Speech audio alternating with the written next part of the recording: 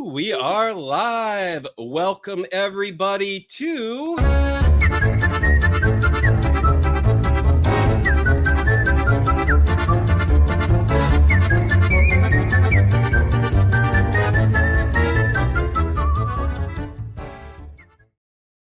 Welcome everybody. Another one in Comics Pairing Show. We are back after taking a little short break, a couple of weeks after the insanity that was September for us. But we are back on our very first guest for October, Patrick Coyle, the creator of Bixby Grant, Private Eye, and the latest Bixby Grant, which I believe is called FANGS and Brimstone, issue number 1, now currently on Kickstarter. So we're going to talk about that. But first, welcome, Patrick. How are you doing today? Good. Thanks for having me on. This is exciting. I can't wait to hear what your pairings are.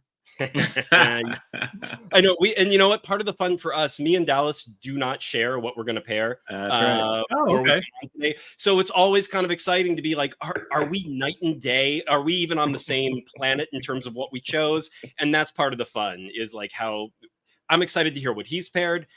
So first off, though, Patrick, let's talk a little bit about yourself, because from what I know, so I know that you were a co-founder of Komikwerks, which is something that I was very familiar with back in the day.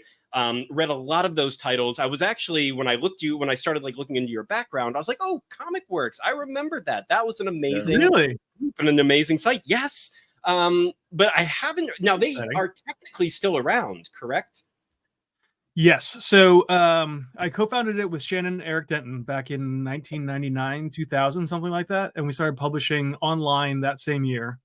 And then we put out 5 anthologies with a bunch of awesome creators like Keith Giffen, who we just lost, Dwayne McDuffie, Ernie Colon. Also lost. Yeah, I know. Who else was there? Eric Canete, Andy Kuhn, Dan Mishkin, who's the creator of Blue Devil. Tom Mandrake, a whole bunch of folks.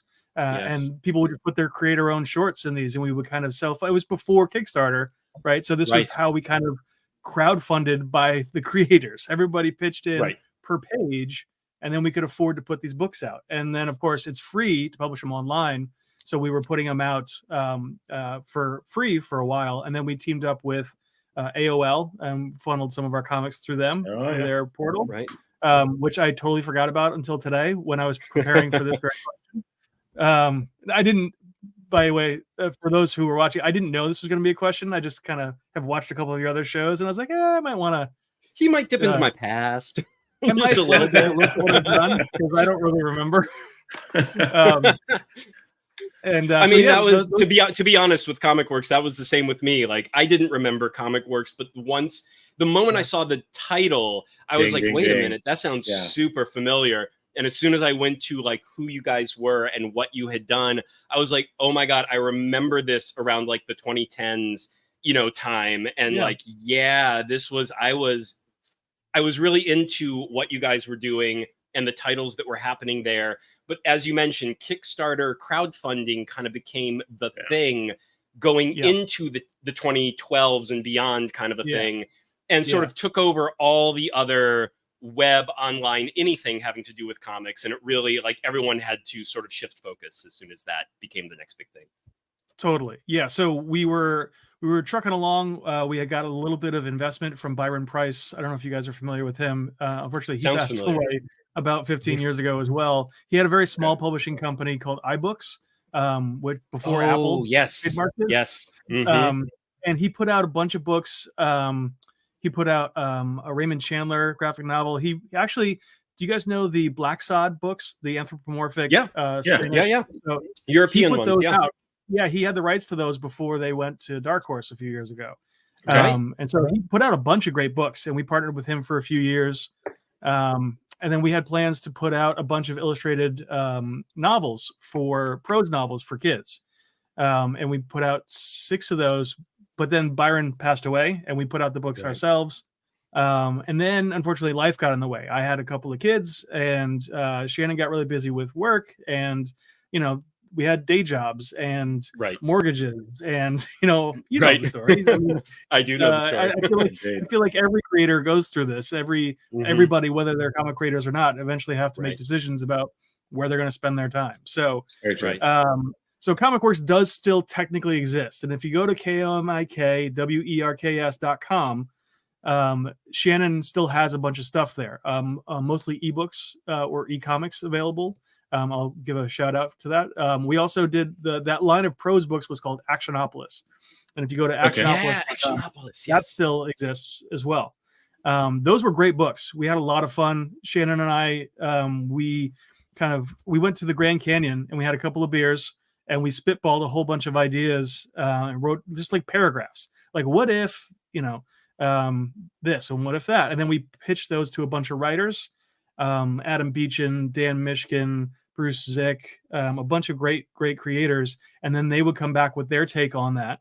And then we would kind of spin it from there, and it would turn into a really great, fun kids book. So we were actually thinking, I think if we had continued on as a functioning entity and partnership, we probably would have gone the Kickstarting route because that was really starting to come of age. But we were pulled in a lot of different directions. So cut to 10 years later, most of my time has been spent doing web design and branding and graphic design work and that kind of thing.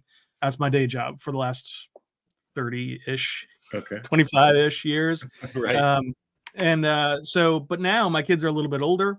They have a little more autonomy. I don't have to literally spoon feed them anymore or change their diapers anymore. If they were in the room, they would be mortified that I ever said this because they're teenagers and everything I say is embarrassing. Of course. So then a couple years ago, I was like, I still really need to do this. I still have stuff that I want to get out there, stuff that I didn't get to do. We had a ton of fun doing Komikwerks. We did San Diego 10 years running. We had those partnerships that I mentioned. I met literally hundreds of awesome creators and animators, both from comics, film, etc. But we ended up running a business and not creating comics as much as we wanted to. So that's the trap. It is. And you know what? I wouldn't take it back for a second because it was 10 years of meeting awesome people, brainstorming great ideas. And I got exposed to the world that I had only dreamed of for, growing up. So, and the connections you make during that time. I mean, like you can only get that by doing that side of the business of comics. Yeah. And Shannon, I'm sorry, go ahead. Go ahead. Oh, no, Shannon is I don't know how he does it, but he is like the supreme networker. So like we couldn't go to San Diego and walk 5 feet without him stopping and catching up with somebody for an hour. So I'd be like, all right, listen, I'm going. Like, that guy, does he have a master class? Because that is definitely my weakness. Mine too, which is why I was so happy to be in business with him. And we're still friends and we still partner up on certain things. He's the one who's been encouraging me to do Bixby Grant for 20 years. I originally did do a 10-page story in one of our anthologies that looking back now is horribly written, beautifully drawn, but because I didn't draw it, but wonderfully drawn. The other reason that I waited so long to do comics was I went to school for illustration. So the dream was always originally, I'm going to write and draw my comics. And I finally had to give up the ghost on that and be like, look, you're never going to get good enough or fast enough at this rate. Just suck it up. A lot of other really talented people, Bendis, Remender, a whole bunch of other guys were just like, why am I doing this anymore? Like I can work with other talented people. Do that.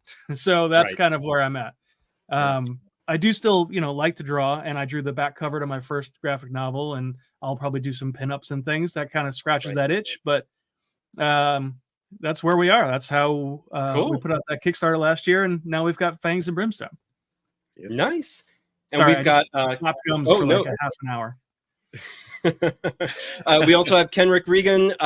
He is in the chat. He's working on my Kickstarter while I'm listening along. Welcome, Kenrick. Wonderful to have you here again. Hey, and I wanted to mention also, and for anyone who is watching, by the way, this is Komikwerks. This is how you spell it. I'm going to put it right here on screen. It is Komikwerks.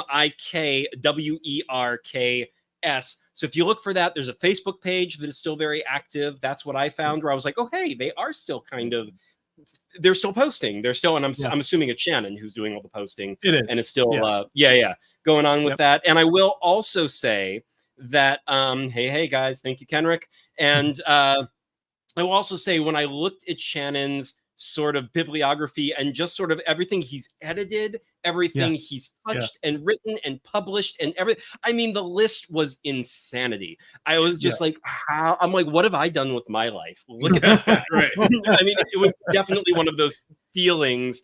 And when I saw the Komikwerks was still around, so the reason I was so in tune with Komikwerks at the time, I was actually working for a digital comic startup right around the time Komikwerks was happening. It was a group called Robot Comics. We had an app, a comic reader for iPhone and Android. We were one of the only ones that started on Android and only later went to Apple. We won like the Digital Innovation Award in 2011 for like the Digital Book Award. We did the Scott Pilgrim interactive comic apps when the movie was coming out and things like that. Was you guys? That was us, guys. Those were cool. It was I had that app. Hey, it was a really cool app. We were betting on the innovation side versus the simplicity side, and simplicity won. So in the ultimate end, you know, Comixology took over the world with its very straightforward, and then of course Amazon bought it, and it was like, and everyone's out of the game except for Comixology. And then Amazon proceeded to bury Comixology, and we were like, really? Come on. I know. So that was very sad, but I was very into everything that was happening online with comics at the time, and like what the digital goings-on were. It's like, where does the S go at the which part of that phrase? I'm sure there's a proper grammatic way to say that, but I'm going to go with goings on. There you go. And yeah, it was, but Kickstarter was the thing also that Comixology actually won the digital app side. And then we've said that we're not going to go into details on this because we've said this a couple times on the show, but me and Dallas also ran a comic book literary agency at the time, which was doing a lot of really good work representing comics creators. But when when crowdfunding became the thing, you know, it shifted from like, help me find a publisher, help me find any way to get my book out there, to, oh, this is how to get my book out there. And it was like, oh yeah, go do that. And as agents, we were even like, yeah, go do that. That's our advice to you. So we're like, yeah, we're going to move on and do other things, and you guys go do crowdfunding. So that, you know, everything, the whole tide shifted and history changed, and here we are today. Totally. But drinking wine on camera and talking about drinking wine on camera. Yeah. We kind of like stepped aside too, and sort of like left the comics world. Me and Dallas both got into the film and TV world, him on the production side, me on sort of the development side. But then this Wine and Comics Pairing show, it was, so I am, I've also mentioned this a couple times, so I won't go into details, but like I'm over 1,000 Kickstarters that I've backed, comic Kickstarters at this point. Humble brag for the 19th. Humble brag. We get to it, the point Dave. where, I know, but to the point where I was a very silent supporter. Like I never really communicated with the crowd. Like I was so burnt out, I think, from my startup years of everything I was doing, that I was just like, I just read comics. I've moved on. Now I have a steady paycheck. I don't worry about other things. I'm a professional in other things. But then my itch came back too. And I was like, let me start reaching out to creators. Let me start talking to them again. Now I'm on all those Discords. Now I'm on the Facebook groups. I stepped away from comics and stayed away for about 6 years. Until I pulled them back. And I'm only stepping back into it now, begrudgingly.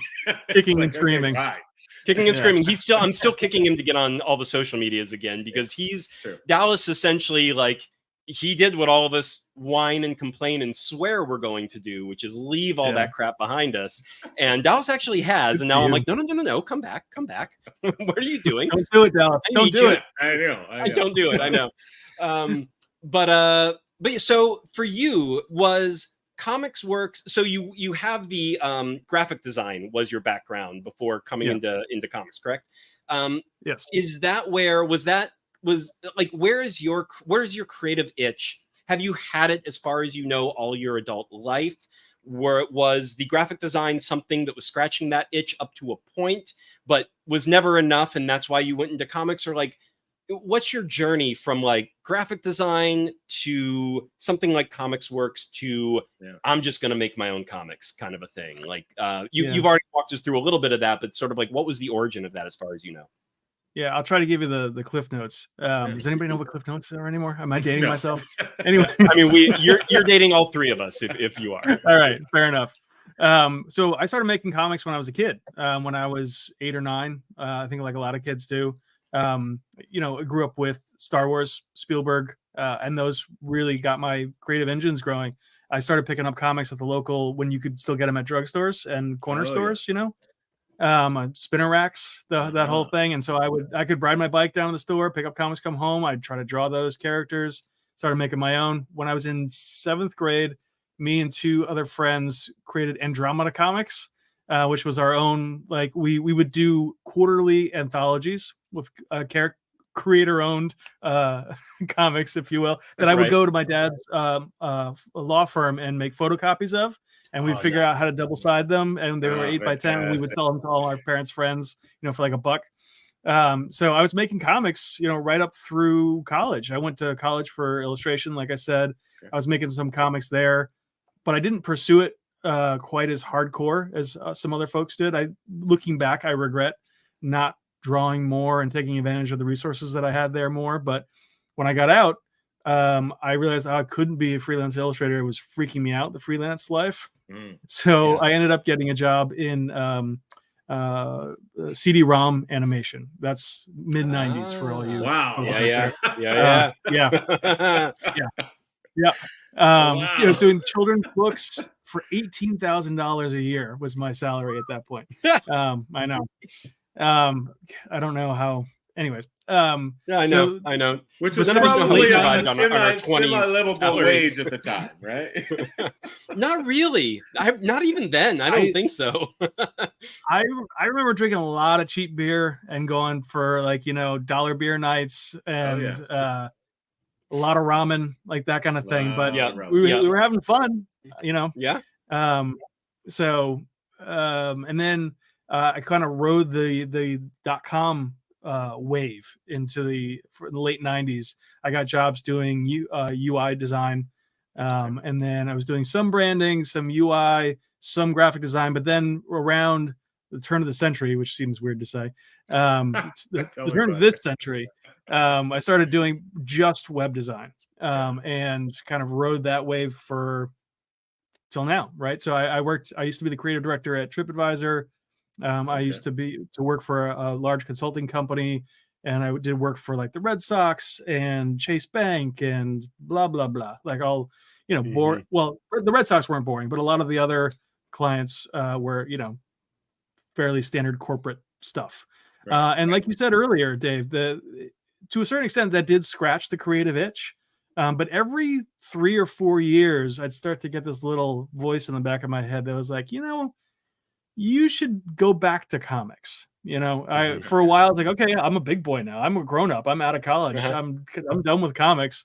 And because girls wouldn't want to talk to me. First of all, I had a baby face, and then I'm kind of geeky. So like, how is that going to work? And it didn't really. But no matter what I did, like I kept coming back to comics. It was just like my medium of choice. I mean, I also love film, but not in the same way that comics really speak to me. So, right. And so then the more recent past I kind of told you about, but eventually when I was like, I'm going to dip my toe back in, I'm going to write and draw my own stuff. And very quickly I was like, no, I'm going to write my own stuff. And then I figured out like, okay, I'm not going to do any of the other stuff. I'm not going to do anything for anybody else. I'm not going to letter anyone's book, even though I'm an okay letterer. I'm not going to do layout for anybody. I'm not going to do anything else. I'm just going to do my stuff. Wow. So, and every once in a while I'm like, oh, maybe I should, no, stay focused. You got distracted the last time because it's so much fun to collaborate with people and do other stuff. And yes, it is. But I'm not going to get anything done if I, go broad again, which can be my inclination. So that's kind of how I wound up here. Would you consider doing something like an anthology story or like, Travis Gibbs stuff where he's always doing like the Cthulhu invades and what, or have you done little short stories? I'm actually not sure about that. I have not. Do you guys know Rich Woodall at all? From another name that sounds very familiar. Yeah, so he did Johnny Ray Gun back in the day, but he also did work on Teenage Mutant Ninja Turtles. He lives up in New Hampshire. I live down in Massachusetts. I met him a few years ago.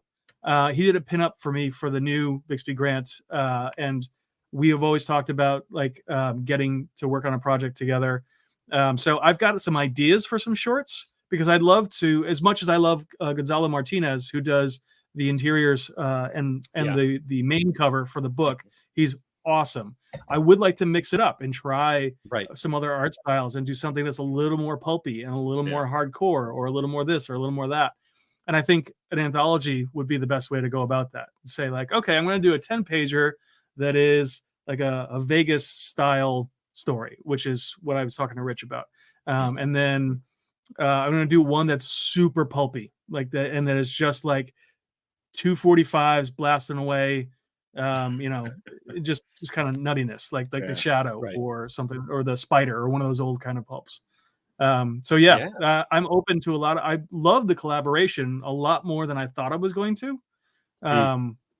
It's which I think sounds strange to say, and maybe you think you want total control over your creative vision, but then you're like, oh wait, this is not everything's on you 100%, which is right. And there, I think once you experience that, and then someone else is adding their own input, like to something, because if someone's doing the art, or like that is collaborative, whether you like it or not, like they're going to have their spin on what you wrote down on that piece of paper and figure out, or sometimes they might even, like, I know a lot of artists that are, because they're very good at what they do, they're like, okay, you had these beats, but trust me, visually, let me throw in this extra beat here, or remove one of these beats, which is just like the way I'm going to draw these two panels, it doesn't need it, or something. Like there's lots of things. And the moment you see it, you're like, that's better.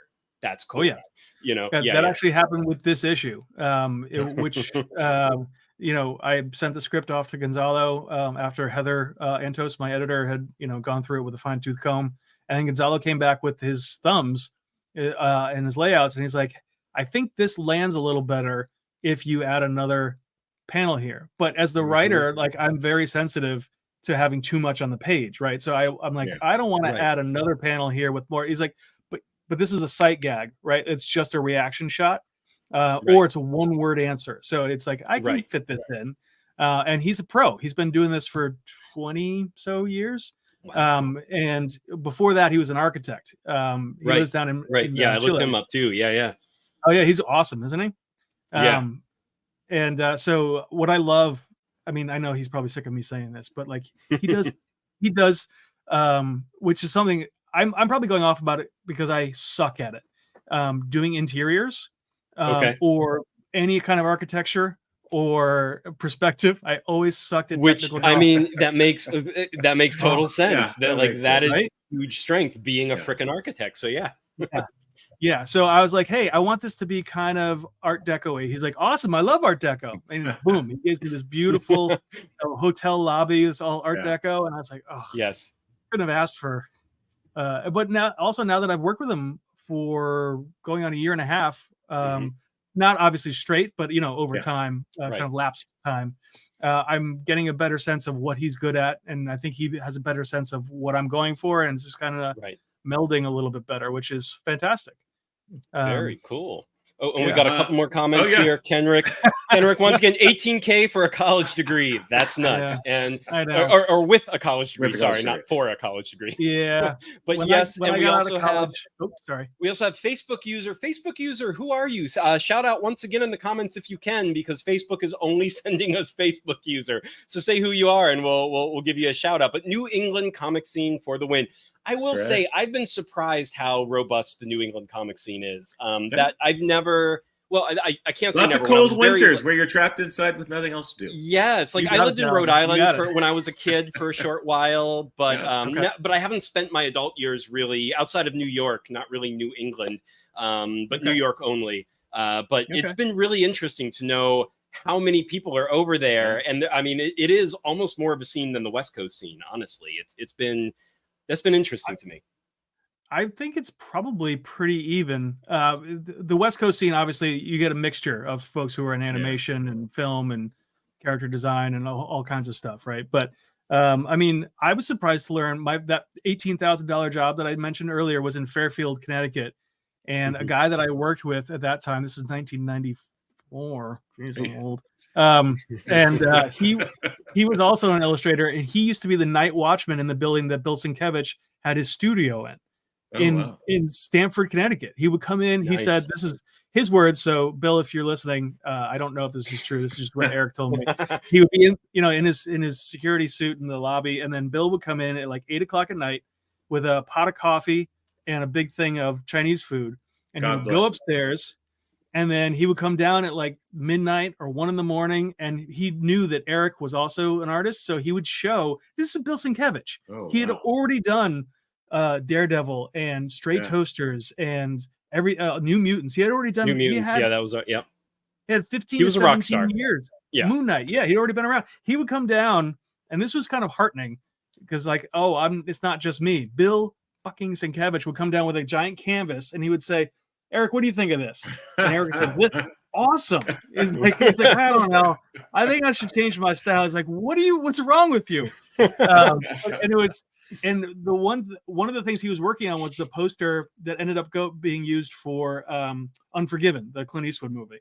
Remember, the one where he's like looking over his back? So he was working on that, and he's like, "I don't know. I don't think it's really that good." And we're always our own worst critics, aren't we? Always. No matter who the heck we are. 100%. But my overall point here, if I do have one, is that I was surprised. Mike Zeck lived in Connecticut. John Byrne lived in Connecticut. Simonsons lived in upstate New York, not too far from the Connecticut border where I grew up. And like there has always been Jim Aparo used to live in the Hartford area near where I grew up. Okay. I was really surprised at how many people were around and accessible, and it's only gotten better, I think. Better, yeah. Well, and I think to some degree back in the day, it makes more sense just because New York was the hub of like DC and Marvel. Like it was never California until much later. Right. And then they all branched out to California because, of course, movies and TV and things like that. And then they set up hubs here. And largely, Marvel is still predominantly New York, I believe, but the publishing side of Marvel. But DC is like, I'm sure they have an East Coast presence, but like, I think Burbank here in California is now their new, like, home, like that is their headquarters, and they sort of reestablished themselves there. But it makes sense that, and now that you mention it, it makes sense that was the old hub. So of course there's a history, there's a tradition. Yeah. More people probably grew up surrounded by comics and the people who made them and the conventions and whatnot that were probably more accessible. There was always, I mean, not always, but San Diego Comic-Con was big at one point in time, but San Diego was kind of for a while on the West Coast, the thing. And then the others came after the fact, like the Wonder Cons and the, Emerald City Cons and things like that. So yeah, the East Coast you're right. That was the OG. So really quickly, Patrick, to jump forward here a bit, let's get into the genesis and origin of the Bixby Grant verse, as I'll call it. Yeah.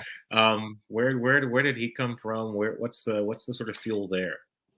Sure. And I will right before we do that, just a couple more comments I want to get to, just to be a good host and not make them wait 20 minutes before we see them. But I did want to. That's New England Comic Scene for the win. Same Facebook user, Tundra was in Northampton, and the Facebook user is Charlie Stickney, who is going to be on live tomorrow with us. FYI, everyone who's watching, so make sure to join us. That is going to be 1 p.m. Pacific time, 4 p.m. Eastern time, because we are going to have him and Kevin Joseph on at the same time. So we had to coordinate, and these are also both guys with families and kids, and so we had to finagle a time. East Coast, West Coast, where they were both in their windows, where they didn't have the other responsibilities happening, and that is always a tricky thing. I know. That's a lot to do. But yes, Dallas. Dallas's question was my next question too. So Dallas, please repeat that question one more time. And so let's get into the Bixby Grant verse, as I'm going to call it. You can correct me. I'm sure you'll slap me around if I see you in person if it's incorrect. Where'd the character come from? Were you just sort of tossing it around for a while, or was it sort of a pre-planned Another Facebook comment here. Everyone should back Bixby. The first book was so good. Facebook. Thank you very much. It really was so good. We're gonna get into that after. We're gonna get there for sure. Okay. But sorry, take it away there, Patrick. You and the artist. I have so many things to say that you'll love what I have to say. Awesome. But yes, where did this all come from? Go for it. So the original idea actually came up in college, so a long time ago. Oh, wow. But do you guys remember when John Byrne was doing Avengers West Coast? They wouldn't call it West Coast Avengers anymore. No. So that's where what do you call it? The Great Lakes Avengers first appeared, and there was a character in there called Mr. Immortal, and his only power was that he cannot die. So he would fall. That's all you need. He would fall off a building, and then he would just kind of pop back together, and that was it. And didn't he essentially kind of like he would die, but he'd get right back up? So there was always like that split second, that split panel where it's like, and he's dead. Nope. That's right. And then he'd get back up. But it's almost like he kept like Wolverine healing factor kind of a thing, but beyond death. It's like he would die and within seconds bounce right back. It was, but he would die really easily because he didn't have any other powers. So That's right. Yeah, exactly. Yeah, it wasn't like he was I wouldn't call him invulnerable. It's not like he was the Juggernaut or anything where like things would just bounce off him or he could walk through fire or whatever. Yeah, he would die, but then boink, 2 seconds later he would come back. And I was like, that's kind of interesting. Like for a comic, what could you do with somebody that just can't die? And so I was thinking about, okay, well, who else can't die?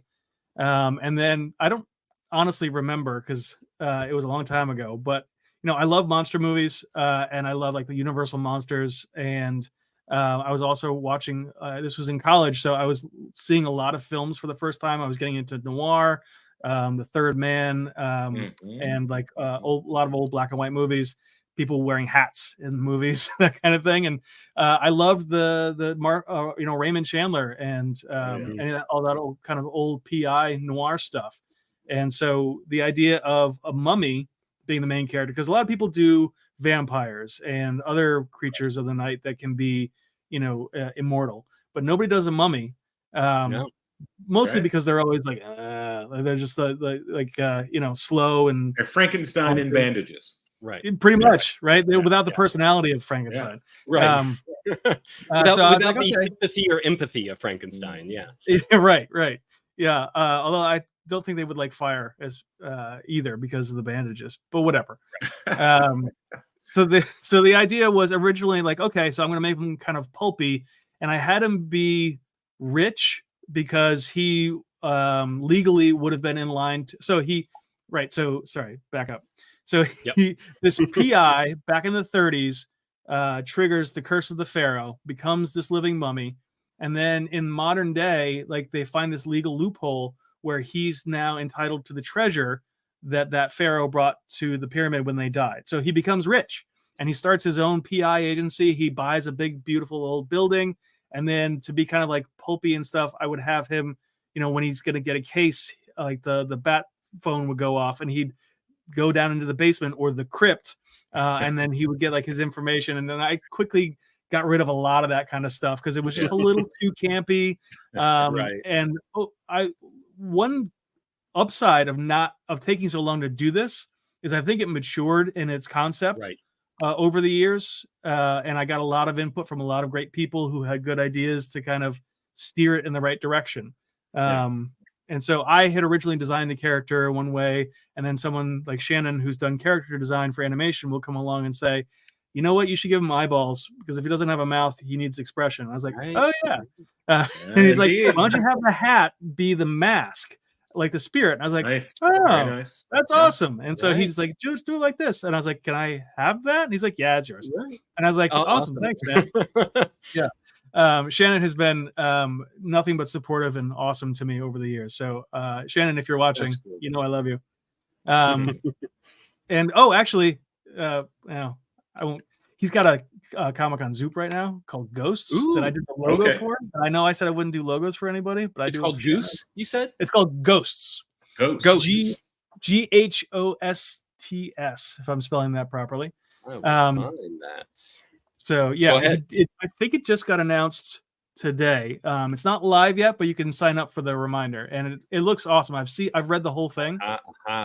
Here, let me present my screen real quick here, and we'll just take a quick peekity peek of Monster Forge Halloween Special Ghosts by there he is, Shannon, Eric Denton, Cullen, Bunn, David Hartman, Dust Malchian.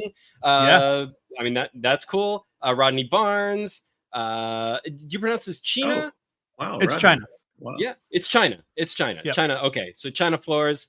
Cool. Oh my goodness. Yeah, it's really awesome. Okay. I don't remember how many pages it is. I think it's 48 or 60. I'm probably getting that wrong. It doesn't say on this little mini thing, but you know what? I will stop my share and then plug my email into that and make sure I get the notification. Okay. It's a beautiful book. I know I'm here to plug my stuff, but this book is awesome. I've been aware of it during its whole gestation, and David Hartman, who did the artwork, is unbelievable. He's got a real great kind of kinetic, cartoony style that works really well for this book. Yeah, cool.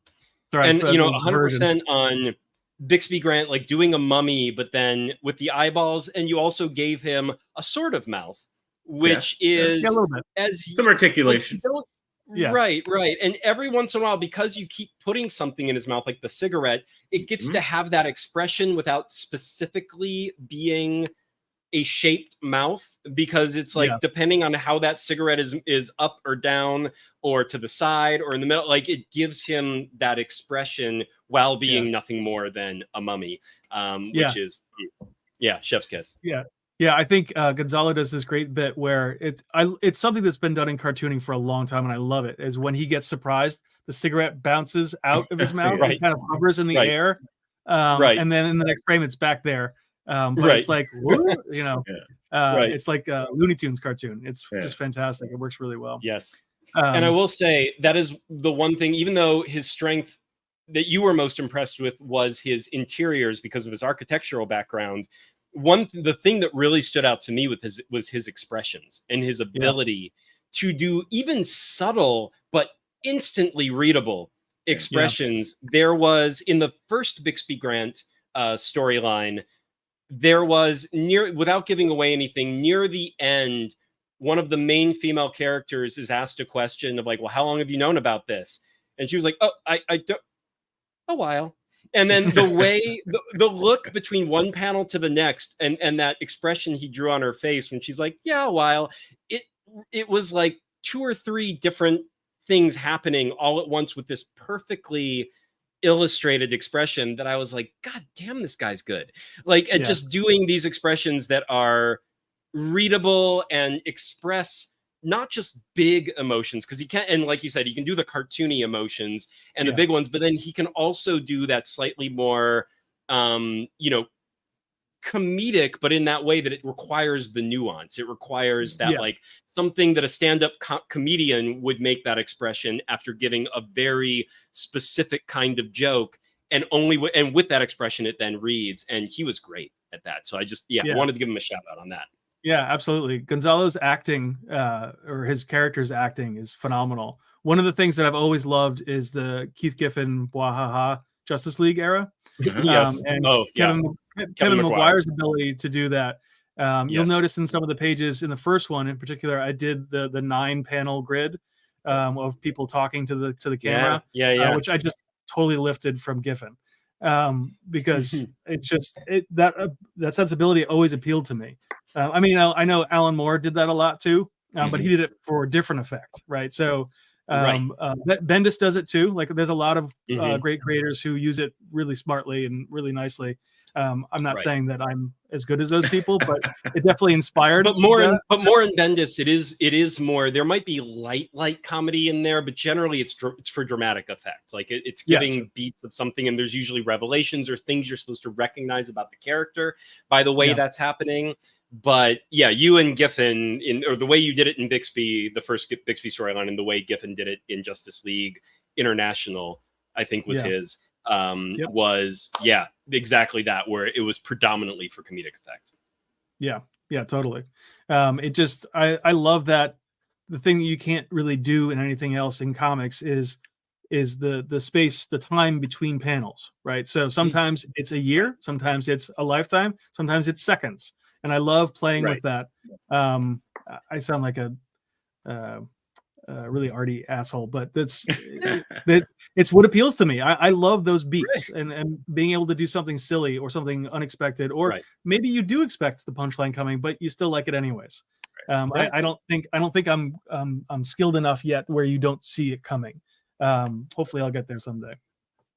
I mean, look, it's still basic Scott McCloud understanding comics kind of a thing. Like within the first chapters, like, this is what comics can do, kids. And it's like, yeah, it can.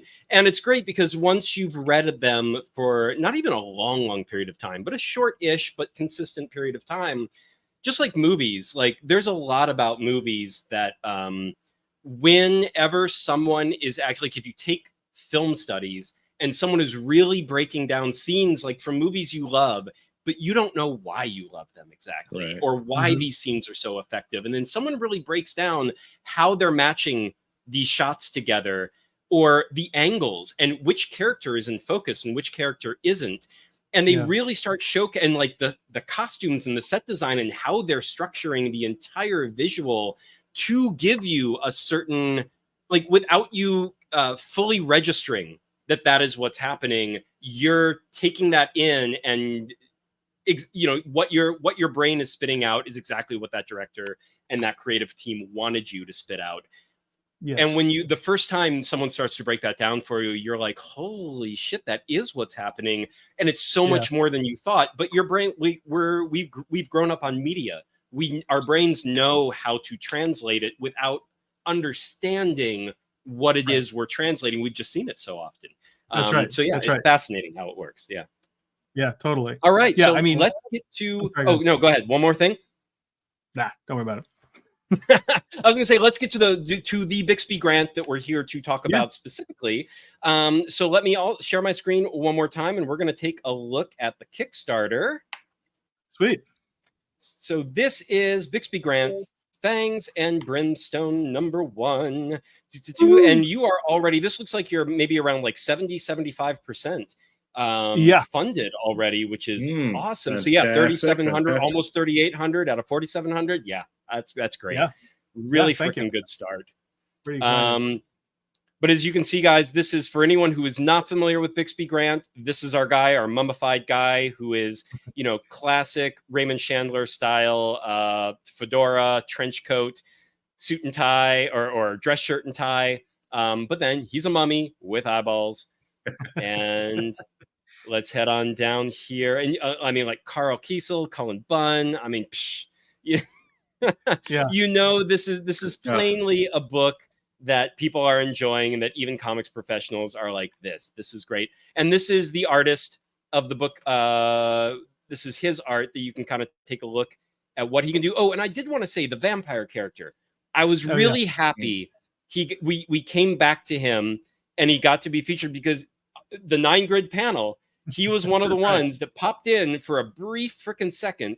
Yep. And, and I love the fact that there was even this, like, blink and you'll miss it subplot where he's like, and he says something that's important. Bixby's like, I owe ya. And he's like, come see my band. And Bixby's like, yeah, I owe ya. And like, and he's like, no, I'm not gonna come see your band, but I owe you. Okay, we're gonna leave it at that. And then we never see the vampire character again. But I was like, this bartender or wait staff vampire who also is, has a band on the side. I'm like, who is that guy? And I forgot. And then of course the story goes on for quite a large page count. And so I forgot that he never comes back. And when he came back in this story, I was like, oh, I was really curious about that guy. That's right. I'm really glad this story's going to be, or, have him as far as I can tell, at least in issue #1, he's a core character in this one. So I was really happy to see him. Yeah. So the graphic novel that you're talking about, it was a 72-page story, like a one and done kind of thing. Cause I didn't know how it was going to do. I didn't know how I was going to do more. I just wanted to throw everything I could into that one. But then that wasn't single issues before you collected it, or was it? No. It was brand new as the Kickstarter, as the one shot. There was a 7-page backup story in there where it's kind of like Rashomon, where 3 people are telling like, oh no, Bixby Grant's a private eye. And he's like, no, he's a war hero. No, he's this. Right. That was a proof of concept that I did with Gonzalo to see if we had like chemistry and if I could work with him. And if I could write a script worth somebody's time. So, and that also got me Heather Antos as an editor, which if I didn't have an editor, I don't know that Gonzalo would have worked with me, because he's like, well, who is this idiot up in Massachusetts I've never heard of before. So anyways, that got the whole thing rolling. But Diego, the vampire you're talking about, was always going to be was always intended to be one of the main characters in the Bixby verse, gotcha. as you call it, Dallas. You're welcome. Thank you. And so originally his name was Dizzy, because I was naming the characters after old jazz musicians. But then I changed him to be of Mexican descent, and he was originally going to be punk, but then I changed him to rockabilly because I just thought he looked a little better that way.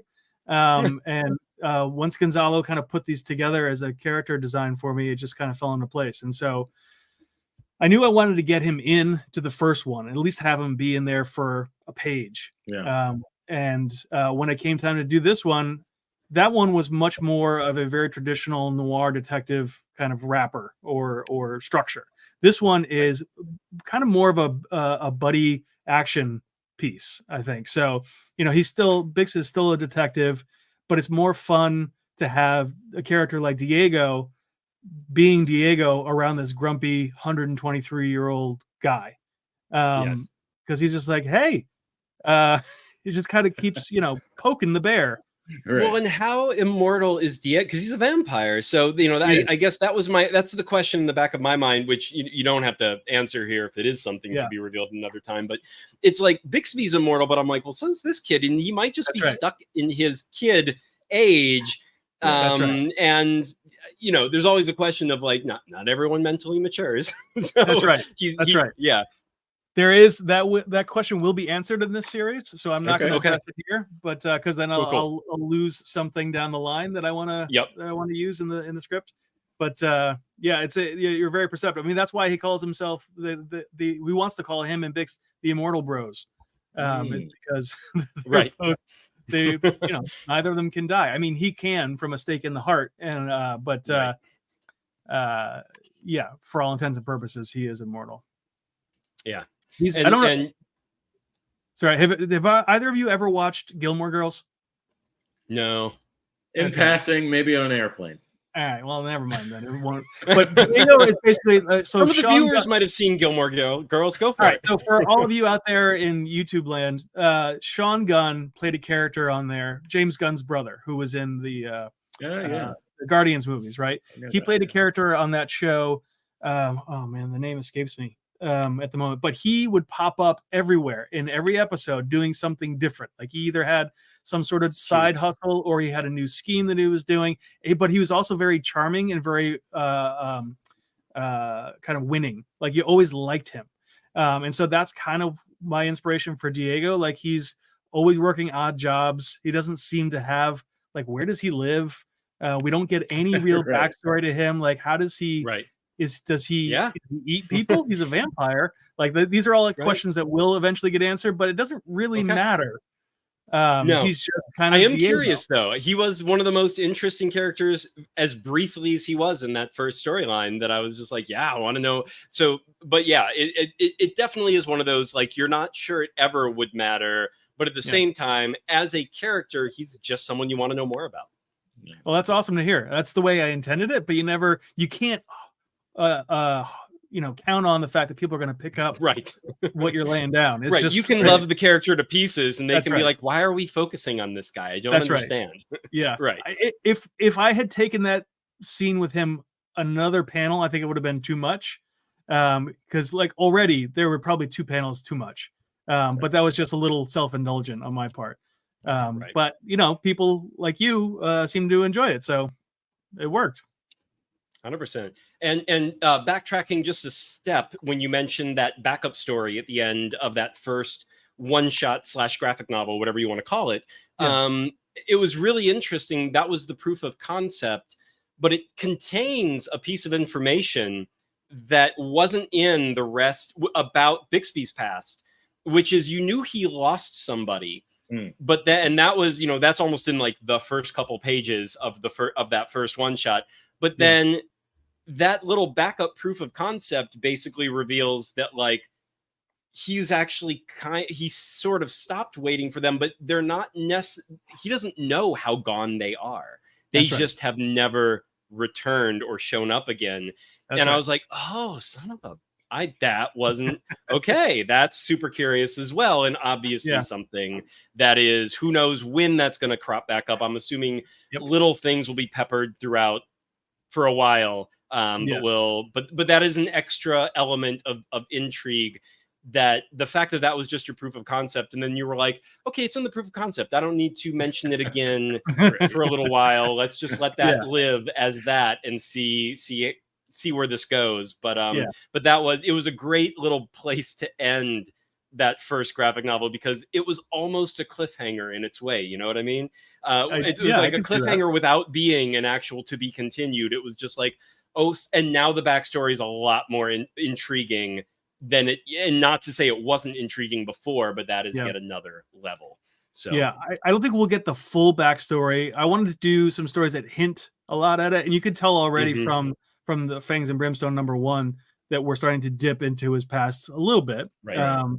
But it's not going to be the full origin. It's just going to give you some background as to, you know, some of the things that maybe went poorly even before he became a mummy. So but what I'm setting up in this 6-issue series will ultimately allow me to tell the full story without with some bigger reveals and some more just laying the groundwork now, huh? Exactly. Totally.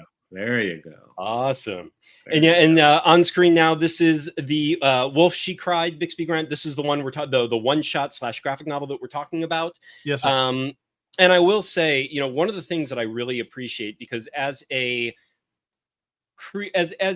someone who's been working with creatives, have been creative myself, one thing that I always am in awe of is mystery writing. And being able to assemble a narrative that is, you know, in Wolf She Cried, the basic setup for the mystery seems really simple and straightforward, which is always the you know, so it's your entry point. It makes it accessible right away. And some of the things you're like, here's the family name, and you're like, oh, I can see where this is going. It's almost too simple. But then, and the best part about it though is that it's not, you're not even wrong. Like those simple parts, you're like, nope, that is where we're going, but it's still not that simple. And then you get to layer on, as the story goes on, little reveals start to, you know, things start to unravel, things start to be revealed. And I've always wondered how difficult it is. And this is going to be my question to you, is for you personally, setting up mystery stories, is that something that comes naturally to you? Is that something that took you a while to figure out your formula for how you approach assembling a mystery story? Because that is something I'm always in awe of a little bit, is like, do you start with the solution and then figure out how it's going to be presented in a way that is fair to the audience, but there will be surprises if you do it right? Or is it more like you kind of know where you start and you've got to figure out what that solution is? Like, you know how you want to present the opening because that's super intriguing, and you're going to figure out the solution later. Like, how does that work for you? It's not as straightforward a process, right? It would be exciting if I could just say, well, first I sit down and I do this part, and then this part happens, and then I wrap it all up. But it's really, it's really confusing, right? So for you try to tackle it. The other thing that I made more difficult for myself was I was trying to fit in all this crap that I had in my head for 20 years. And I was like, oh, put this in. Oh, put that character in. And then I was like, no. And then I was working with Heather, my editor, and she's like, why is this character in here? I was like, oh, Yeah, it's just because I want her in there. So she really helped me, remove all the crap that's not needed there. But there's, if you read a novel, a mystery novel, or a movie, or whether it's what was the one with the Glass Onion, Knives Out. Knives Out. Thank you.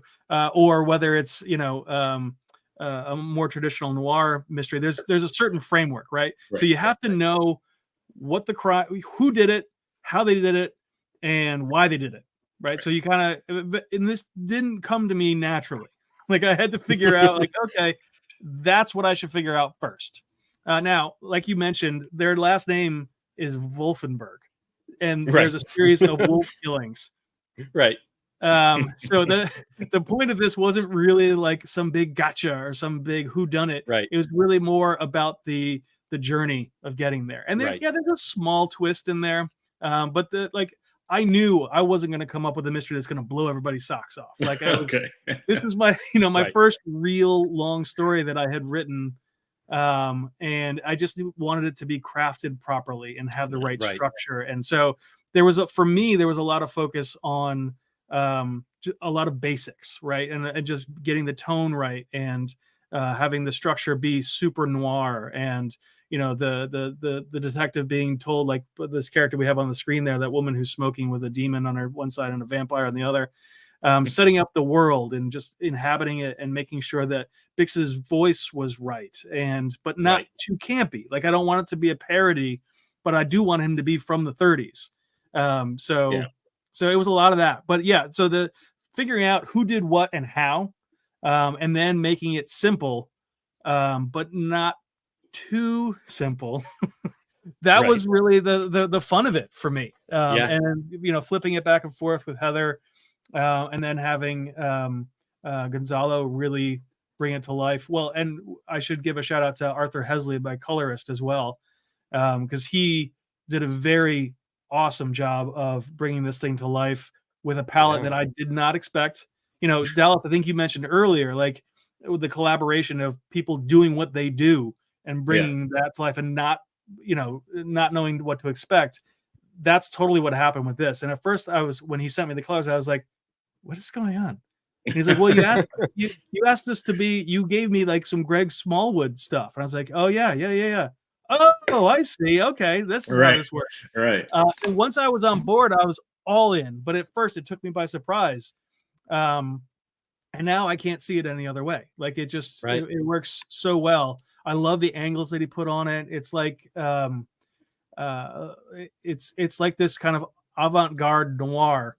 I guess is the best way I would put it, because you do get a lot of shadows in noir, but usually they're very natural or very heavy, and here they're more subtle and nuanced, but at the same time sharp. Like it's I don't know quite how to describe it. It's a good like sweet spot between the sort of like 4-color pulp that this is sort of hearkening back to, and some of the like classic 90s superhero movies like the Tim Burton Batmans, and like the pulp movies like The Phantom from the 90s and things like that, where the Shadow and things like that, where it's like it was dark but also colorful. Like it didn't just it didn't eradicate the color. There was that element of like, this is larger than life while still being noir. And I feel like his colors definitely hit that sweet spot there. Oh, cool. Yeah, I think that's I wish I had said it that way, but yeah, that's great. Awesome. And so let's go down here to the story. So here's some preview pages, and here's that cigarette we were talking about on the first panel on this page. That's right. It's not popping out of his mouth quite yet. This is not his eyes are wide, but he's not looking at anything that shocking yet. But then we can see. So this is give us your pitch for this latest chapter. Like what is your like log line / 1 to 3 line pitch for Fangs and Brimstone? Okay, so let me see if I can remember my own damn pitch. So it is tonally, it's like Hellboy meets Batman the animated series, but in terms of the story, it's kind of like Raymond Chandler meets Scooby-Doo.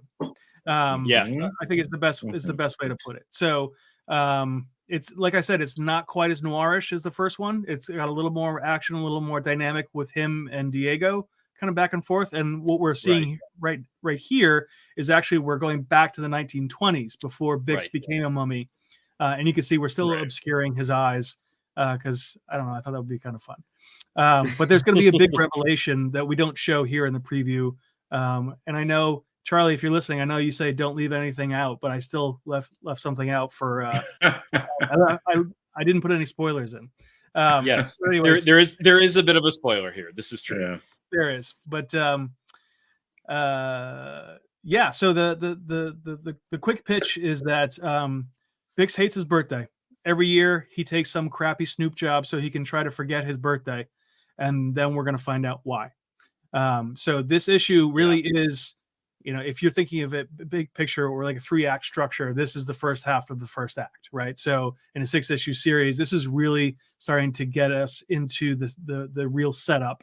Right. And what happens here, you have no idea really what things are going to be like in issue 6. I can tell you that. It's not going to be a ghost in a warehouse. It's going to be really, really different and much bigger in scale.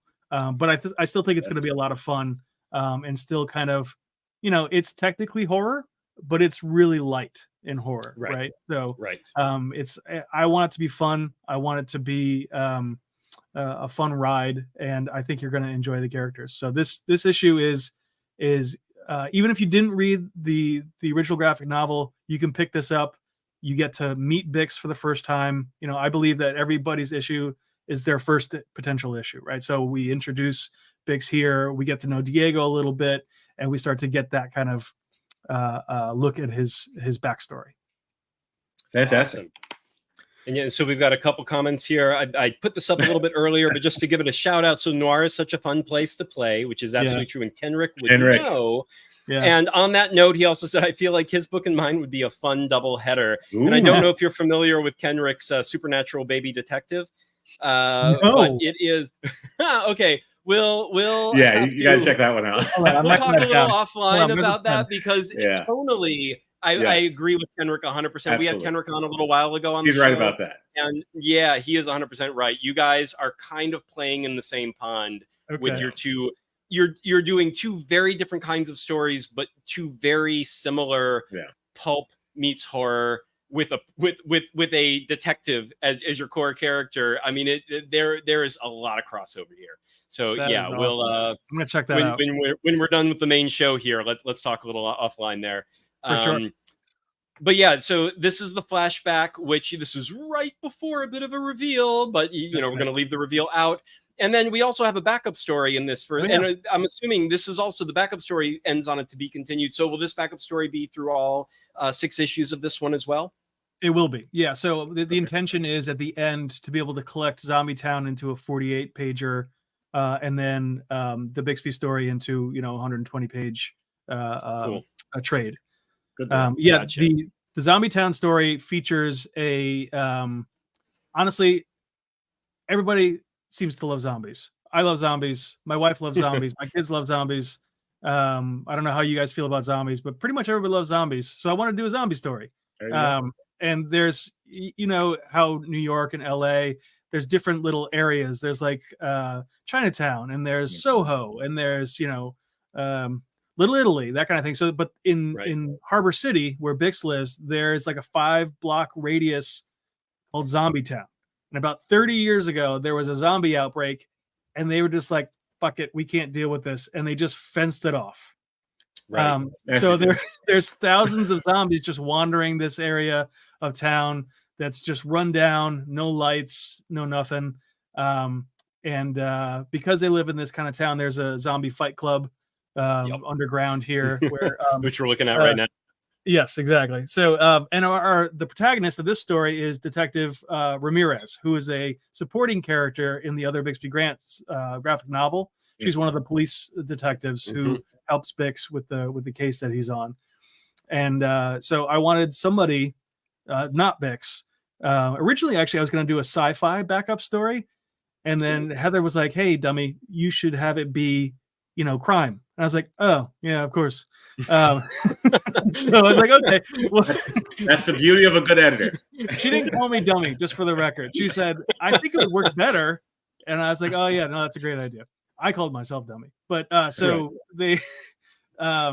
she has this case. Her father went missing 20 years ago, and he was she finds out in this issue that he was last seen going into Zombie Town. So again, this is kind of the first chunk of the story where we learn a little bit about her backstory, her parents' role in Harbor City, and get a good I think another interesting view of Harbor City that you're not going to get in Bix. And part of that comes from the art style. This artist, Gonzalo Ruggieri, is awesome. He did a couple, maybe 1 or 2 issues of Rumble, the John Arcudi series for Image. Oh yeah, that James Herron did for a while, and a couple other. Yeah, I've never read it. I've wanted to though for quite some time. I love that series. It is bonkers, and I mean that in a good way. Like it looks like it. Yeah, it is crazy go nuts, and it's so great. But he did a couple issues of that, and he's done. I just came across him on Kickstarter last year. I backed his sketchbook, and then when I was thinking about an artist for this, I was like, maybe I'll reach out. And he's like, sure, I'll do it.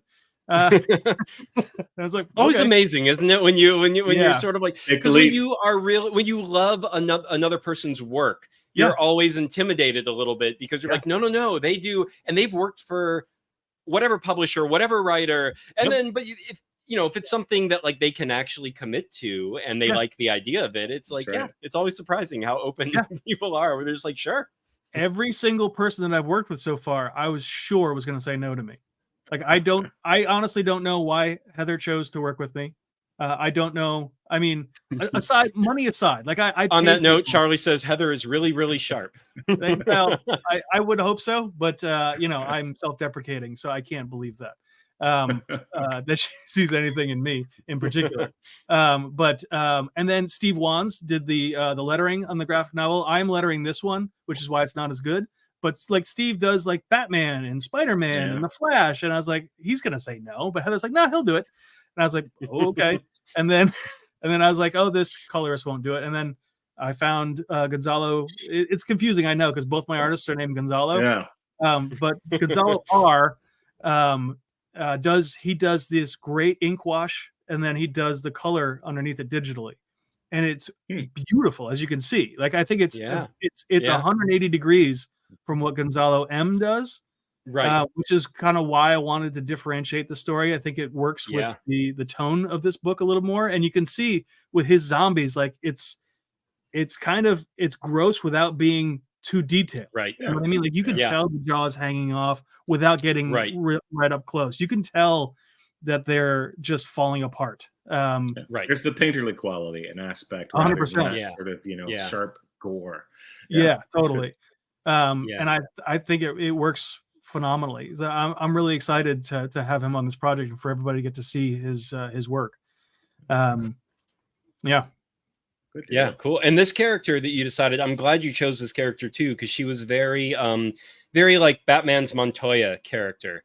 That's exactly and like very, I mean, exactly it's reminiscent of that, and I always loved that character. So when she appeared in the first story, I was like, oh yeah, more, and even her partner, her buddy that she was always with. I'm like, these two, I would love to also see more of these two. So I was glad that one of them showed up here. I'm glad you was on that. It was 100% Montoya and why am I blanking on his name? Harvey. Harvey. Son of a gun. Right. Is it Harvey? No. The Charlie, large guy. Can you help me out? Somebody. Yeah. Does anyone remember? Here we go. Nope. So we do have, though. Kenrick does say he just backed. Hey, thanks, fantastic. Thank you. And Kevin Joseph just showed up, and he's like, Kenrick and Charlie, two of my favorite West Coasters. So yes. Hey, Kevin. Everyone's East Coast except those two. So yeah. Right. Montoya. Or I like to say that. I complain about it, but actually there are plenty of West Coasters out there that are amongst us. There are these days. But yeah, anyone remember? It's Harvey. It's Montoya for the Batman. The two police people. It's Montoya is the female character, and Harvey. What's his last name? Bullock. Boom! Bullock, thank you. Charlie Stickney brought it out. There you Bullock. go. Thank you. I was trying to Google it and I failed. I know. But I was gonna do that, but I was like, come on, come on, listeners, help us out. But earn your keep. They were blatant ripoffs. I will make no bones about that. I wanted a Montoya and a Bullock because I love those characters, and so I even sent pictures of them to Gonzalo, and I was like, "This is who these two." I like though that he made Bullock your version, his version of the Bullock character, much more nerdy, much less because you already have Bixby. And I think the problem with the original Bullock is he's essentially the Bixby character, just happens to not be supernatural or special beyond normal human specialness. So I like that. It was good because I didn't actually pick up that guy was supposed to be a Bullock type. He was different enough. Though she was definitely, I was like, oh, that's a Montoya character. Come on now. But I'm like, but in a good way, because I was like, I want to see more. The fact that she doesn't really, and I thought that was totally normal for the very first storyline. I'm like, the side characters are really just being introduced. They have a part to play, but there is not the page count or the time to go deep into them. But here we are on round 2, and so everyone's getting more breath to be shown properly. Yeah, and I'm just glad I didn't say Dent. Yes, that would have been the wrong Harvey. Dent. Yeah, but that's a good point. That's a lot of Harveys in a single universe. Is it really Harvey? There's Harvey Dent. Are there really 2 Harveys? But there are. I do think it's Harvey Bullock. It is. It says so right here on Wikipedia, and Wikipedia is never wrong. Never. Yeah. So I mean, but that's when you have that many creators all contributing different characters, everyone's got their Harvey to throw in, and probably forgot that another character who is not referred to as Harvey very often was also a Harvey. So hey, what are you gonna do? All right, cool. And then let's keep going down the page on the Kickstarter here just to take a quick little look. So we've got. I do love this variant cover. I will say. Yeah, this was great energy, really cool. And this is Gabriel Hardman, who does this. And what I'm not. So what's Gabriel's background? So Gabriel, so his day job is he is a storyboard artist. He worked on the last Indiana Jones movie. He worked on Logan. He worked on Dark Knight. Like, he's awesome. I don't know. Do you remember in the Bryan Singer Superman Returns? This whole sequence where he stops the jet from crashing. Yes. Yeah. So in the script, it says Superman stops the jet from crashing. And my understanding is that Gabriel storyboarded that whole sequence and made it as awesome as it is. Which it's my only part I remember from that movie. Yeah, Kevin's right. So a real nobody. Yeah, but Gabriel also loves comics, and so he did back in the mid-aughts. He did. Agents of Atlas for Marvel with Jeff Parker. Okay, for a while. And then he kind of flitted around, but he ended up doing Invisible Republic that he wrote and drew at Image. He did some. He is. I don't know if they're married, but his significant other is Karina Bechko, who's also a comic book writer. They did the Planet of the Apes books for Boom, I think, for a long time. Okay. And then he also wrote and drew the Green Lantern Earth 1 graphic novels for DC. And I just love his style. And I was putting out feelers for people to do a variant cover. And Shannon, who knows everybody, was like, hey, would you like to talk to Gabriel? And I was like, yeah. And so he's a bit of a secret weapon you got in your back pocket there. That's awesome. I know. He really is. So Gabriel put together a couple of different concepts, and I just loved the energy of this one. Yeah. It feels like a classic pulp, and then Arthur put the colors on this, the guy who does the interior art or interior colors rather. And it clicked really well. Great energy. It's a good show. It's great. But like you can see even the shadow of the thing he's shooting off screen, like has this like the way they did the lines, like it's in motion, and you can see it's in motion, plus the motion of the guns blazing. The wind whipping on the coat, like there's for a still shot and with nothing really happening in the shot itself per se, there's all this sense of motion and dynamism in this. So it's like, it sticks out. It's really, really well done. Yeah, agreed. Thank you. And then the Zombie Town variant is by Liana Kangas, who I know Charlie's worked with.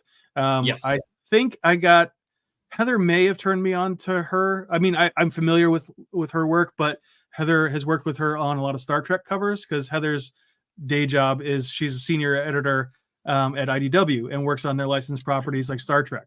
Oh, great. Gotcha. And so Leanna has done some covers for Heather, and I again couldn't believe when I was like, "Hey, Leanna, would you be available?" And they said yes. So I was like, "Okay."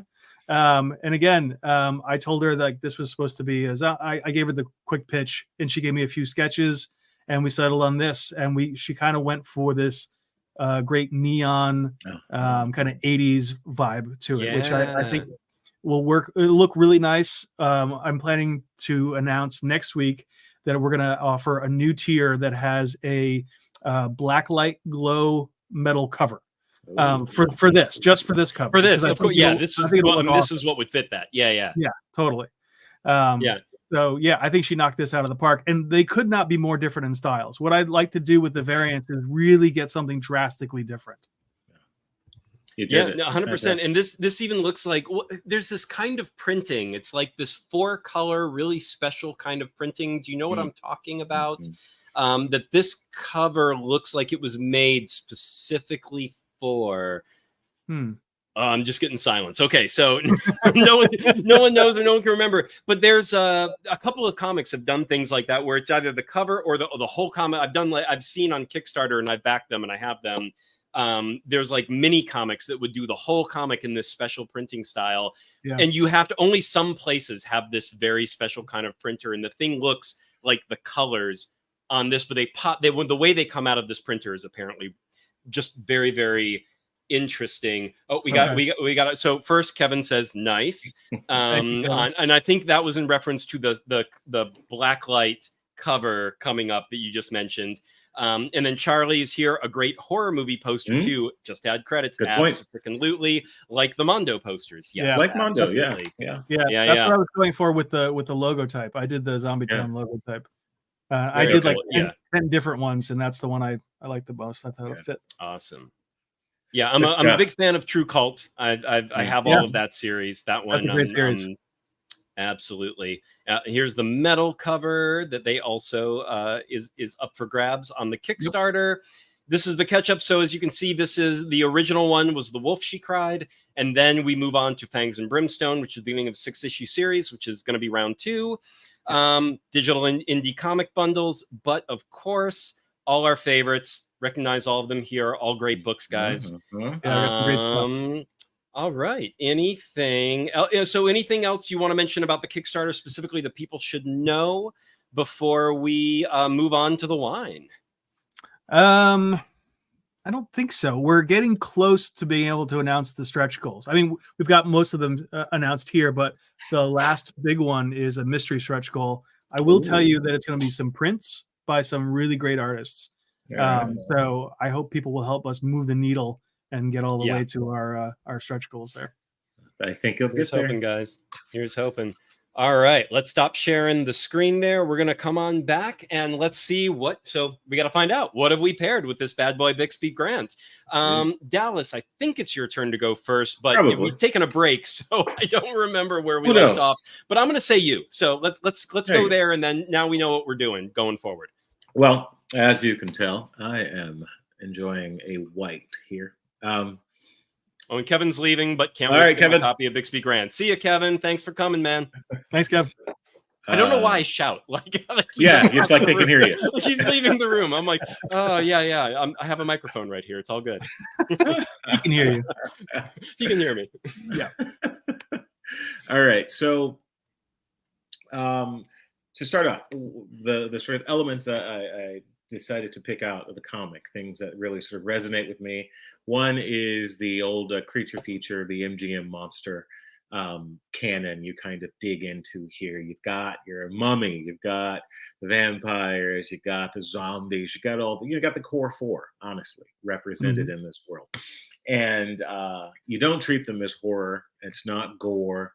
It's fun. You've got some of that noir aspect in there, which I always love. I do love any noir film I can film noir pieces I can get my hand on. So you're definitely in a lane I enjoy being in.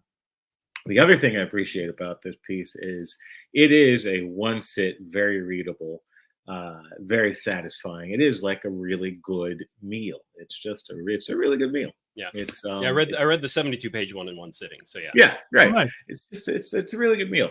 And with that, I decided to pair something that had elements in terms of the notes of what I consider a good meal. And inside this wine, you have some tarragon notes. You've got some honey. There's a deeply sort of perfumed nose. It's fleshy. There's a mineral aspect to the core of it, which I sort of is a parallel to the kind of core MGM monster world. It's rich, it's vivacious, it's all the stuff. It's also sappy in its own way. That's true. It's also sappy in its own way. So I got the Conde de Albarei Albariño from Galicia, Spain. It is an Albariño, of course. This is a 2019. It is honestly the kind of wine you could probably finish an entire bottle of in a day and a half without thinking about it. Generally, I like to mix things up because after a glass, I want to move on to something different.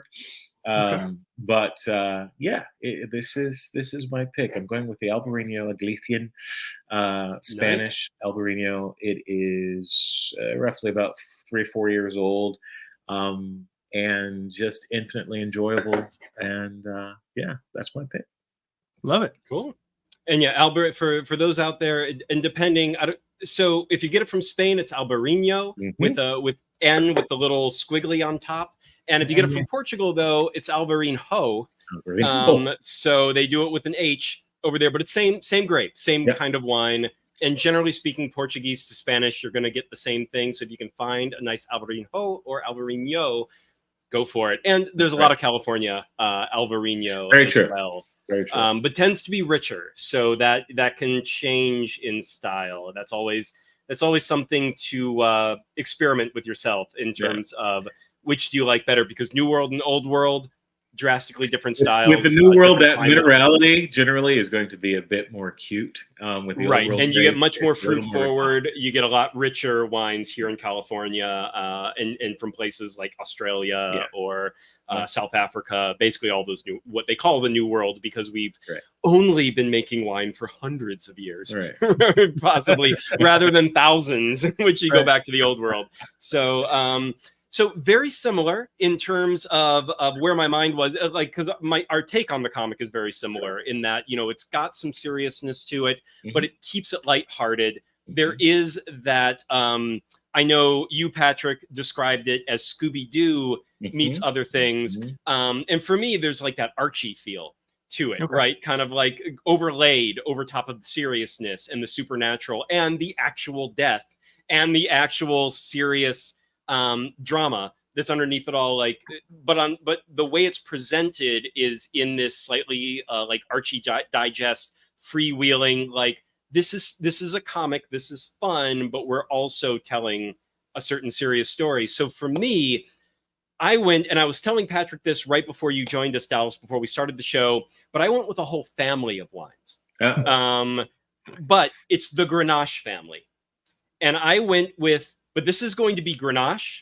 Grenache Gris, and Grenache Blanc. Dallas isn't buying it. Dave. Oh, no. Let me explain. Dave. So.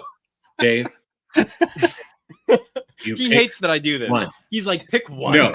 Pick one. That is the name of this series. You pick one, damn it. All right? Well, except. This is, by the way, Patrick, this is like the third or fourth time he's done it. It's like he just can't pull the trigger. Well, I think my brain has actually started going this direction, just in terms of pairing in general, where it's like, is there really a single best pairing? And there is, and I will say what my single best pairing is. But I do think that depending, I will say, now I'm being serious. Now I will say, depending on whether you're a red drinker, a white drinker, or a rosé, or an orange drinker. Grenache comes in all of these, depending on which one you're going for.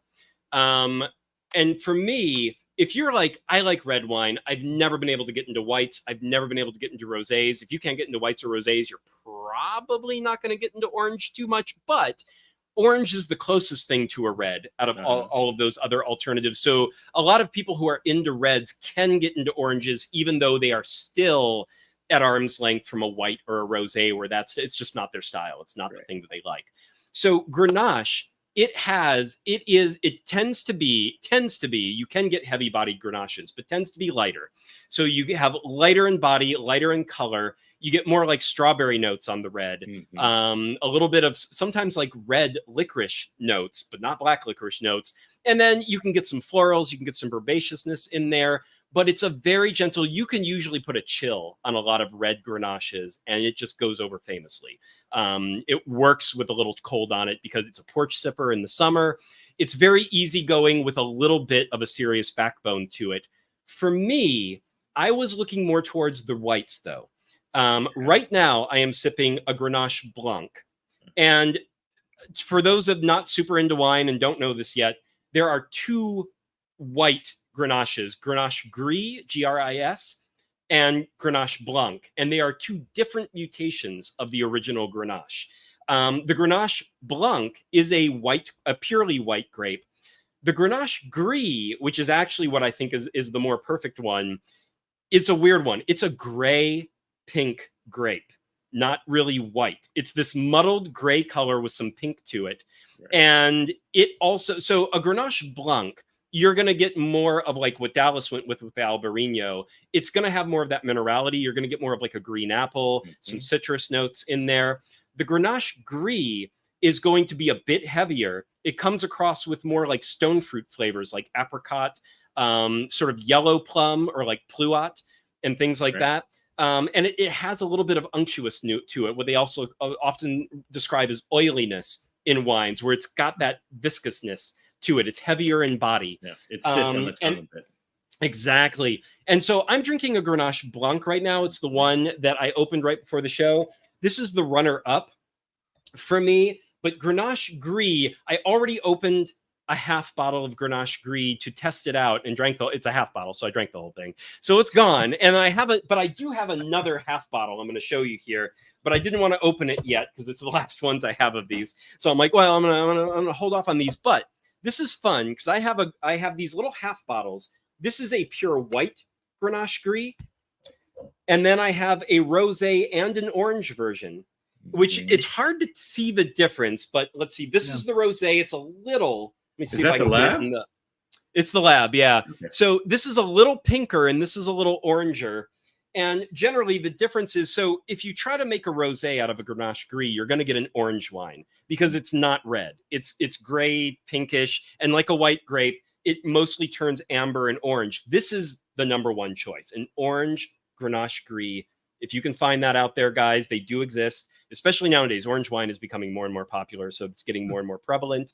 If you can find that, get a Grenache Blanc orange wine as sort of the next best thing. But I do think the Gris gives it a little more body, a little more heft, which I think fits Bixby Grant and what's going on there, because the story has a lot of serious undertones to it. It's not just as light as the visual aesthetic is. Like it's got more going on with it. Whereas the moment you start hitting the pure white, it gets lighter. It gets more minerally. And I'm like, go more towards the orange. This rosé, it's a rosé because they added 3% of a red grape in there as well, which is where they got the pink hue. You really can't get that reddish pink hue from the Grenache Gris itself. It's just going to turn orange. So this one has 3% of a grape called Touriga Nacional, which is the national grape of Portugal. And so that's one that gives it a little bit of something extra. The rosé is fantastic too, but technically not a pure Grenache Gris. So this is also a runner-up, but an orange Grenache Gris, baby. This is the one. It's got the body.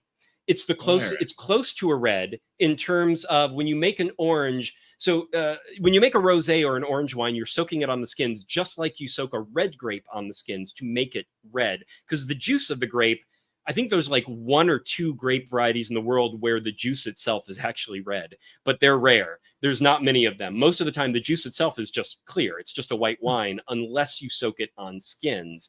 And when you do that, it turns red. When you soak a white-skinned grape on their skins, it turns kind of amber or orange, darker or lighter, depending on how dark the color of the yellow, or because it's a white grape, but technically it's like this muddled yellow. And obviously when it turns out kind of orange, it's technically kind of an orange pigment in that skin, but it turns orange. And so to get an orange wine, you usually soak it for a couple of weeks. I think this one's 2 weeks on the skins. To get a rosé, you're really soaking it for hours, or 1 to 3 days absolute max. So you're just getting a little extraction from the skins and then leaving the rest out, so it stays nice and super light. But the orange is almost as heavy as a red, because most reds are like 2 to 3 weeks on the skins as well. Hold the orange up and again, so, which one? The orange. This is the orange. Very nice. Very nice. I like the packaging on that. So you've got the heaviness of a red, but without all the severity of a red. It stays within that white grape territory. It's not as tannic, although the tannins are there, because all tannins come from the grape skins, and you are soaking it on the skins, but those skins do not hold as many tannins as a red grape does. So you've got the tannins, you've got a little more body. Grenache Gris versus Blanc has that little extra bit of body and weight to it. So Grenache Gris, orange, if you can find it, guys. If not, just go with a straight up Grenache Gris or a straight up Grenache Blanc or a Grenache Blanc. Orange. Oh, there we go. See? God bless. God bless. Oh, and we've got orange is the new red from Kenrick. Thank you, Kenrick. That is 100%. Orange is the new red. For those who can't do, and especially now, it is the problem with orange. You mentioned, Patrick, that red gives you a headache. You would have to experiment with a glass of orange, because what causes that headache in a red comes from the red skins, as well. So soaking on white skins, it's a question. Do white skins have the same amount that would give you a headache? But if you ever wanted to try that with your own comic, based on my recommendation, go in with baby steps, because it might give you that headache. Also, Patrick, I've heard an old wives' tale that the cure for that reaction is to spend a solid 2 weeks drinking at least 2 glasses of the reddest wine you could possibly find. Really? Consecutively, yeah. And it may be complete and utter bullshit. So your body gets over it, basically, after 2 a while. 2 weeks of headaches, and then you're good. 2 weeks and you're good, apparently. Well, you know how you get allergy shots, and they are basically, it's like an inoculation. They just, but you get it like every week. So this is total hearsay. This is just anecdotal. But I had horrible allergies in my early 20s, and I did get allergy shots for a week. Once every week, there were 4 things they found I was deathly allergic to, and it was like grass. It was like, oh great. Oh really? It was like, you're definitely allergic to grass, to dust, to oak, and to cats. And I've had cats my whole life, so I'm like, yay. This is fantastic. So I went and started getting 4 shots every week for a year and a half religiously. Oh, wow. And then my job changed. I lost the health insurance that covered those shots. And I was like, no, goodbye shots. I've never suffered from allergies since that year and a half of getting shots every single week. Really? It's never come back. So now I cannot say that's going to work for everybody. I can't say that there is like a scientific basis where it's like, that's all it takes for any person. But in terms of anecdotal, sometimes if you're just consistent and expose yourself to it for just long enough, your body does just stop. They're like, yeah, we're good. We don't have to freak out about this anymore. So ultimately, my anecdotal claim is supported by Dave's anecdotal claim. Yeah. You heard it here first, guys. You heard it here first. Don't go see a doctor. You don't need health insurance. Well, actually, you do for the shots. So, yeah, that's a good point. Yeah. Unless, maybe you can go up to Canada or Mexico. There you go. There you go. So, Patrick, you are also going to bring on a comic and pair it with something. That's so right. What you got for us, baby? Okay, so one of the comics I love is The Sixth Gun by Cullen, Bunn, and Brian Hurtt. Yeah. This happens to be the big library edition, which I love. It's beautiful. It's the whole thing in one thing. Yeah. It's actually it's like 5 volumes, I think. Really? So I can't stand omnibuses because they're too big. But this is like the first 10 issues, maybe something like that. Oh, okay. Okay. So not the whole thing. But it's absolutely gorgeous. Anyways, I love this series. It is horror, but it's Western. It's also action. It's got some drama. It's got everything in it. And it's a saga. Like I don't remember exactly how many issues. It may have been like 50-ish. Right. I think the full run of this, something like that. But I absolutely love it. And there were spin-offs from this, and there was just like, and they're doing more, which I'm pretty excited about. And was that Oni that did Six Gun or Dark Horse? I'm trying to remember. No, it was Oni. Yeah, right there. It was Oni. Yeah. There. Yeah. Cool. So I mean, I was very lucky to get Cullen to give me a shout out for Bixby Grant. And it really meant a lot to me because I love his work. He even did that book called The Damned, which was a horror noir graphic novel back 15 years ago, 12 years ago. Jesus. So yeah, I know we are dating ourselves through this whole show. I swear. But reading this and looking at it, it's very luscious, but they're out in the West and it's dry, and you can feel they're parched when they're riding through the old West, and also from fighting demons and zombies and all kinds of stuff, and they just need a drink at the end of the day. And so what I'm pairing this with White Claw. We're waiting for that day. We're waiting for that day. And vodka. For a shot of whiskey. And it's got to come out of that jug with the cork in it. It's not a brand. Yeah. Not a name. It is probably made in a bathtub, in a metal tub in the back. And they just keep it on in the saloon out front. And you don't ask any questions. You just say, "Give me a shot. Here's a coin. Keep them coming." So as long as you're feeling it afterwards, it did its job. It's going to burn your throat, and it's going to make everything feel just fine. And you're going to regret it. You will. You will. It's rot gut, but it's what you need at the end of a day. Rot gut. That's always been a great title for me. I've always wanted to see a comic. Rot gut. It's got to be. Maybe I've always loved the term. Yeah. Rot gut. Yeah, that's cool. Yeah, Six Gun, just like Rumble, that's another one that it's like I haven't actually read it, but I think I own the first story arc on digital. I think I've been sitting on it for a long time. And when I saw it was finished, and again, I'm dating myself. This was not recently. But I was like, ooh, I have to read the whole thing, and I just haven't gotten around to it. But yeah, I'm going to take this as a sign that I need to get on that.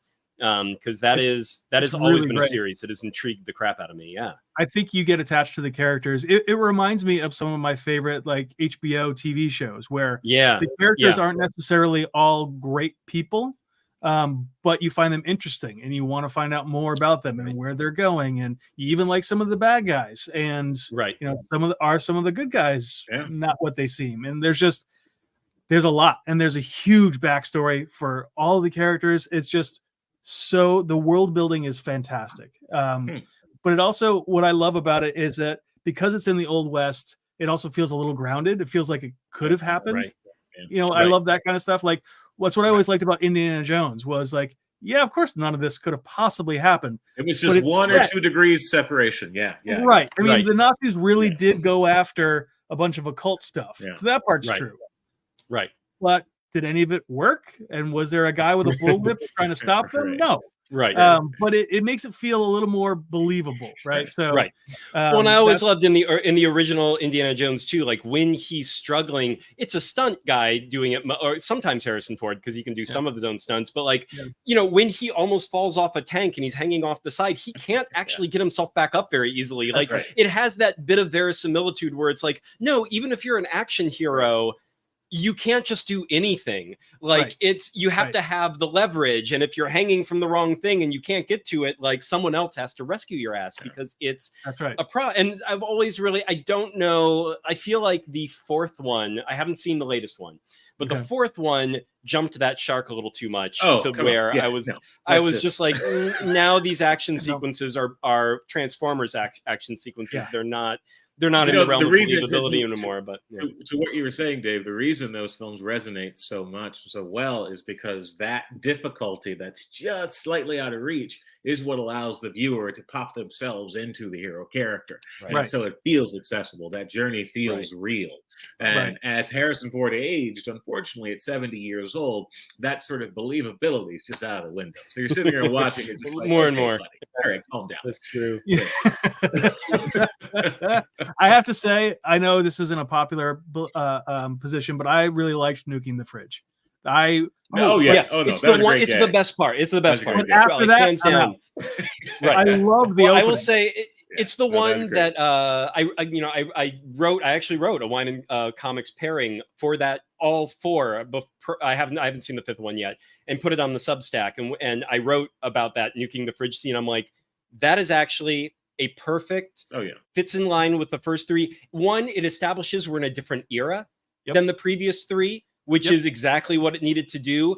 It's ludicrous, but only just enough. Like, back to the old formula. By the skin of his teeth, but by hiding in a fridge, not by actually outrunning the blast or some bullshit like that. Like, it's something that is very like it was just the right sweet spot of that. And then the rest of the movie, almost from the get-go, goes off on different tracks. But I'm with you there. That is a great scene. I couldn't agree more. That's a perfect distillation of that. I have to say, you haven't seen the new one. Dallas, have you seen the new one? No, I haven't. So Raiders of the Lost Ark is my #1 movie with a bullet for all time. Wow. It's the top in the genre. Fact. Yeah. It is the top. Yep. I mean, it's hard not to separate it from nostalgia too, because I was 10 when that came out. Yeah. Now you really know how old I am. But but like, it blew my mind. It absolutely blew my mind. I had no idea what the serials were, anything that it was based on. But it also took it to another level. So even if I did know that, it doesn't matter. But it was like, it also established what an action movie would be for the next 50 years. Yeah. Right. So, but the new one, I think, is a nice kind of coda, like it's like kind of like what it's the same director, James Mangold, did with Logan. I feel like it's a nice kind of end cap for Indiana Jones, with aging action stars in both of them in their way. So yeah. They wrote the script, you can tell, with that in mind. Harrison Ford was 39 when they shot the first one, and he was 77 when they shot this last one. Was he 39 when they shot the first one? That's crazy. Yep. He was in his late 30s. He didn't break until very late in his. I remember that, but still, there's something about that like hearing it, I'm like, my brain still wasn't actually going there when I was thinking about it. When he did Last Crusade, which is mind-boggling because I can't imagine jumping off a tank right now. Right. Granted, he had training and stuff, but still, he didn't break anything apparently. And stapled his hat to his head, literally. Anyways, he's much more of a manly man than I will ever be. But I thoroughly enjoy the new one. It's not a perfect film by any means. I have some issues with the third act, but there's a lot. But if there had to be a swan song coda, as you were saying, this is much better than the fourth one. Is the idea? Yeah, and they do a nice. I have to say, there's a little bit like don't worry about the fourth one. Don't worry about the fourth one. They do that in the movie. Right. One line, but they actually make something from the fourth movie work for the better in this movie as a plot point. So I really thought it was great filmmaking, and I liked that it wasn't Spielberg directing it. Honestly, I think it brought something new to it. Brought something new to it. Yeah, I mean, Spielberg did not do the most winning with the fourth one, so it's like there is that question of like, would it have just been another stab at closing out the series from Spielberg, who had I don't know, even with the fourth one, there was kind of this sense, and I don't know if it's because he didn't have full creative control, because the fourth one, was made by the skin of both him and Lucas's teeth, because they couldn't agree on what to make.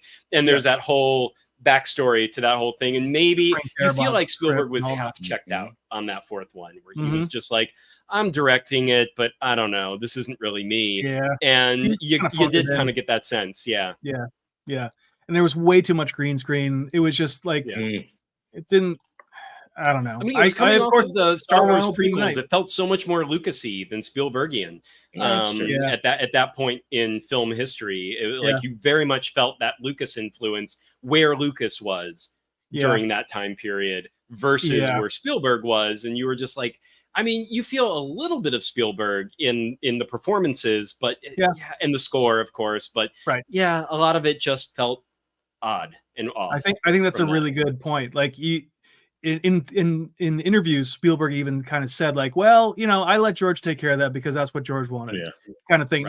obviously I'm paraphrasing, but you could see that he just like was like, okay, Harrison agreed to it, George has agreed to it.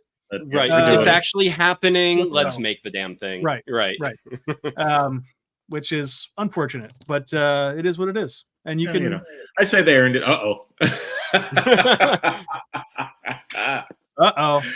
Indiana Raiders. Good Temple of Doom. Not so good Last Crusade. Good Skulls. Not so good Dials. Not so good Dials. Good Skulls. There's a pattern there. What's this Good Skulls, Kenrick? You were going to collaborate with Patrick. That's gone. I know. That's off the table now. Off the table. All right, guys. Well, we've been almost going 2 hours here, so let's wrap this up. But once again, guys, Bixby Grant, Fangs and Brimstone on Kickstarter for 22 more days, probably closer to 21 more days now that we're almost done with this day. He said not so good skulls. Okay, that's what. Okay. We'll go with not so good skulls. We will take that on that. We're back in. All right. Smile. Okay. All right, everyone. So once again, yes, Kickstarter. There will be a link below this video. I will post it there shortly after we're done with this, and this video will of course be on YouTube. But I highly recommend getting in on Fangs and Brimstone because that's where you're going to get the latest. And it is Bixby Grant is going from strength to strength, getting better and better from one storyline to the next. So I highly recommend it.